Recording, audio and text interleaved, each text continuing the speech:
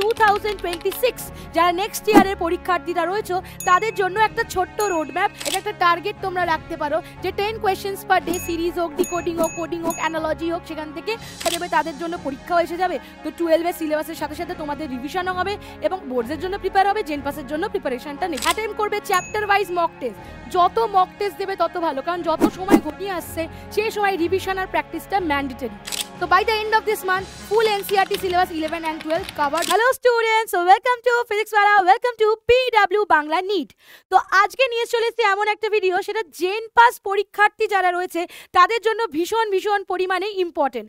কারণ যারা ধরো এই বছরে কোয়েশ্চেন পেপার দেখে নিয়েছে এবং অলরেডি কাউন্সিলিং তো স্টার্ট হয়েও গেছে, রেজাল্টও খুব তাড়াতাড়ি বেরিয়ে গেল, কাউন্সিলিংও হয়ে গেল, তার মানে এবার শুরু হয়ে যাচ্ছে আবার সেই প্রস্তুতির সময়, যে সময়তে নেক্সট ইয়ার যারা পরীক্ষার্থীরা আছে তারা নিজেদেরকে রেডি করবে। তো অলরেডি কিন্তু হয়ে গেছে নভেম্বর মাস এবং নভেম্বর মাসেরও বেশ কয়েকদিন কেটে গেছে। তো এইবার আজকে আমি তোমাদের দেব একটা জেনারেল আইডিয়া, একটা ছোট্ট রোড ম্যাপ, যে রোড ম্যাপটা দেখে তোমরা বুঝতে পারবে যে মোটামুটি একটা আইডিয়া করতে পারবে যে কি রাস্তা ধরে চললে তোমাদের পরীক্ষাটা অনেক বেশি বেটারভাবে দিতে পারবে। হয়তো আমাদের যে প্রিপারেটরি ফেজটা থাকে না, পরীক্ষার আগে আমরা অনেক লজিক্যাল হয়ে যাই, কিন্তু এই যে সময়টা যখন হাতে 4-5 মাস মতন বাকি রয়েছে, তার বেশি বাকি রয়েছে, সেই সময় আমাদের মাথাটা দিকভ্রান্ত হয়ে যায়, আমরা বুঝতে পারি না যে কোন পার্টটা কোথা থেকে পড়বো বা কতটা পড়বো। তো এখন থেকেই যদি লজিক্যাল রিজনিং নিয়ে, অর্থাৎ এখন থেকেই যদি প্রপার নিজেদের একটা আইডিয়া রেখে যদি আমরা জেন পাসে পড়াশোনাটা শুরু করি, তাহলে রাস্তাটা যতটা সহজ হবে এবং গন্তব্যে পৌঁছানোটাও কিন্তু তার থেকেও বেশি সহজ হয়ে যাবে। তো পরীক্ষার টেনশন বা সমস্ত কিছুকে আমরা অনেকটা কিন্তু নালিফাই করতে পারবো। তো আজকে আমরা ডিসকাশন করব কি নিয়ে না, জেন পাস 2026 যারা নেক্সট ইয়ারের পরীক্ষার্থীরা রয়েছে তাদের জন্য একটা ছোট্ট রোড ম্যাপ, যেটা হয়তো তোমাদেরকে হেল্প করতে পারে। মান্থ ওয়াইজ স্ট্র্যাটেজি যদি বলতে পারো, আমি সেটাই তোমাদের জন্য এনেছি। তো একদম শুরুতে যদি আমরা ফার্স্ট মান্থের কথা বলি, অর্থাৎ রয়েছে আমাদের নভেম্বর মান্থ, যে নভেম্বর মান্থে যে কটা দিন আছে সে কটা দিনকে আমরা ফাউন্ডেশন ফেজ হিসেবে ধরবো। অর্থাৎ এই সময় তোমাদের কনসেপ্ট বিল্ডিং স্টেজের মধ্যে আমরা নিজেদের রাখবো। তো এখানে গোল কি থাকবে না, build concept clarity in all 3 core sciences, অর্থাৎ ফিজিক্স, কেমিস্ট্রি, বায়োলজি, এই তিনটের মধ্যে আমাদের কনসেপ্ট একদম ক্লিয়ার রাখতে হবে, টু দি পয়েন্ট রাখতে হবে, that is the foundation phase. তো এর সাথে সাথে কি করবে না, রিজনিং যেটা আছে প্র্যাকটিস করবে 10 কোয়েশ্চেন্স আ ডে। এটা একটা টার্গেট তোমরা রাখতে পারো, যে 10 কোয়েশ্চেন্স পার ডে, সিরিজ হোক, ডিকোডিং হোক, কোডিং হোক, অ্যানালজি হোক, সেখান থেকে মোটামুটি 10টা কোয়েশ্চেন পার ডে প্র্যাকটিস করো। তার সাথে সাথে চলে আসা যাক আর কিসে না, আমরা শুরু করব যদি বায়োলজি থেকে শুরু করি, read NCERT class 11 chapters, NCERT থেকে পড়া শুরু করো। কারণ আমরা যদি 2025-এর কোয়েশ্চেনটাও দেখি, সেখানেও কিন্তু এনসিইআরটি লাইন তুলে প্রশ্ন এসছে, তাই অন্যান্য বই খোঁজার থেকে মেন জায়গা হলো এনসিইআরটিকে ভালো করে ক্লিয়ার করা, ওখান থেকেই কিন্তু আসবে প্রশ্ন। তো ক্লাস 11 থেকে আমাদের পড়াশোনাটা শুরু হবে। ক্লাস 11-এর চ্যাপ্টার 1 to 8 অর্থাৎ সেল, বায়োমলিকিউলস, প্লান্ট ফিজিওলজি, এই পার্টটা কিন্তু সবার আগে রেডি করব খুব ভালো করে, কারণ এবছর দেখেওছি আমরা বায়োমলিকিউলস থেকে কিন্তু প্রশ্ন সমূহ এসেওছে। তো খুব ভালো করে এই ইউনিটটাকে কভার করতে হবে। ফিজিক্সে তোমরা units, motion, work, gravity, gravitation, energy, এগুলোর ওপর তোমরা পড়তে পারো। ডেইলি রিডিং করাটা খুব দরকার। ইংলিশের ক্ষেত্রে যেটা ভীষণ ইম্পর্টেন্ট হয়, ডেইলি রিডিং, অর্থাৎ ইংলিশ নিউজ পেপার হোক, স্টোরি বুক হোক, যত তুমি পড়বে তত তোমার সাবজেক্টটা, এখানে তো এটা পুরোটাই ল্যাঙ্গুয়েজ, এখানে প্রত্যেকটা জিনিসকে ঠিকঠাক শেখাটা খুব দরকার হয়, কোন ওয়ার্ড সেখানে কি কি গ্রামার ইউজ হচ্ছে সেগুলো জানাটা খুব দরকার। তো daily reading, editorials, revise grammar rules is very very important, যাতে ইংলিশটারও বেটার হতে পারে।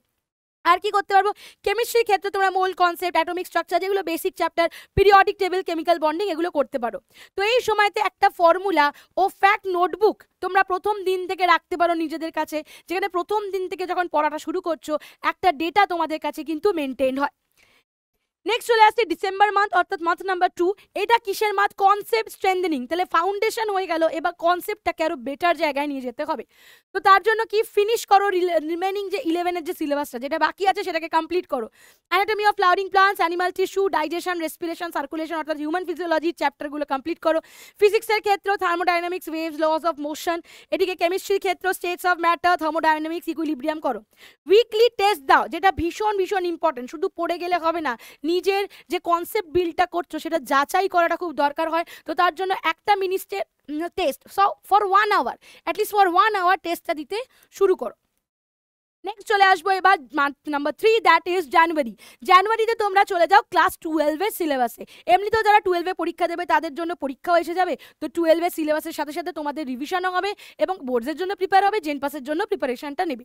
তো স্টার্ট কোর ক্লাস 12 চ্যাপ্টার্স মোর ওয়েটেজ যেখানে আছে, যেমন ধরো কারেন্ট, ইলেকট্রিসিটি, ম্যাগনেটিজম, রে optics, electrochemistry, chemical kinetics, P block elements. ইংলিশের ক্ষেত্রে 2টো করে মক সেশন উইকলি 20 মিনিটসে দাও। আর বায়োলজির ক্ষেত্রে শুরু করো human reproduction, reproductive health and genetics, ভীষণ important part, human reproduction, reproductive health and genetics. এই সময়তে solve at least 10 MCQ per chapter from past, জেন past or NEET level question. তো শুধু জেন পাসে PYQ করলে হবে না, নিট লেভেলে PYQ করতে হবে। হ্যাঁ, ইজিয়ার লেভেল হলেও নিট লেভেলে কোয়েশ্চেন্স কিন্তু করতে হবে, বিশেষ করে NCERT বেসড কোয়েশ্চেন্স করাটা ভীষণ ভীষণ দরকার। তাহলে জানুয়ারির প্ল্যান যখন হয়ে গেল, চলে আসছে ফেব্রুয়ারি, সময় কিন্তু ঘনিয়ে ঘনিয়ে আসছে। তো ফুল সিলেবাস কমপ্লিশন কিন্তু একদম ফেব্রুয়ারিতে হতে হবে, কমপ্লিট ফুল সিলেবাস। তার মানে তোমাদের টার্গেট রাখতে হবে যে ফেব্রুয়ারিতে আমি গোটা সিলেবাস কমপ্লিট করব। এভলিউশন, হিউম্যান হেলথ, বায়োটেকনোলজি, এবছর বায়োটেকনোলজি থেকেও প্রশ্ন এসছে, ডিজিজ অ্যান্ড ইকোলজি পার্টটা কমপ্লিট করবে। তার সাথে সাথে chemistry, coordination compound, biomolecules, polymer, everyday chemistry এবং মডার্ন ফিজিক্স, সেমিকন্ডাক্টর, কমিউনিকেশন সিস্টেমটা রেডি করলে। So by the end of this month, full NCERT syllabus 11 and 12 covered once, পুরো হয়ে গেল। নেক্সট চলে আসছে মার্চ মাস। যে মার্চ মাসে তোমরা কি করবে, রিভাইজ করবে biology, NCERT line by line, which is a must thing. Diagram, specially diagram, কারণ ডায়াগ্রাম থেকে আমরা নিটেও প্রশ্ন আসতে দেখেছি, জেন পাশেও আসতে পারে। তো ডায়াগ্রাম এক্সাম্পলস খুব ভালো করে পড়তে হবে। ফিজিক্সের ফর্মুলা, কেমিস্ট্রি রিয়াকশন ডেলি সেটা রিভিশন করতে থাকতে হবে। কোনো একটা পার্টিকুলার চ্যাপ্টারকে ধরে সেই চ্যাপ্টার রিলেটেড নিউমেরিক্যালস বা সেই চ্যাপ্টার রিলেটেড ফর্মুলা বা সেই চ্যাপ্টার রিলেটেড রিয়াকশনসগুলোকে প্র্যাকটিস করবে। অ্যাটেম্প করবে চ্যাপ্টার ওয়াইজ মক টেস্ট, যত মক টেস্ট দেবে তত ভালো, কারণ যত সময় ঘনিয়ে আসছে সেই সময় রিভিশন আর প্র্যাকটিসটা ম্যান্ডেটরি। তারপর চলে আসে create error notebook to track weak area, যেটাকে আমি বলি ভুলে ফুল খাতা। এটাকে আমি কি বলি, ভুলে ফুল খাতা। মানে যে খাতাটাতে তুমি রাখবে তোমার যেখানে যেখানে এরার হয়েছে সেগুলোকে লিস্ট করবে। এরার লিস্ট করলে সেই এরারগুলো আর কোনো দিন হয় না।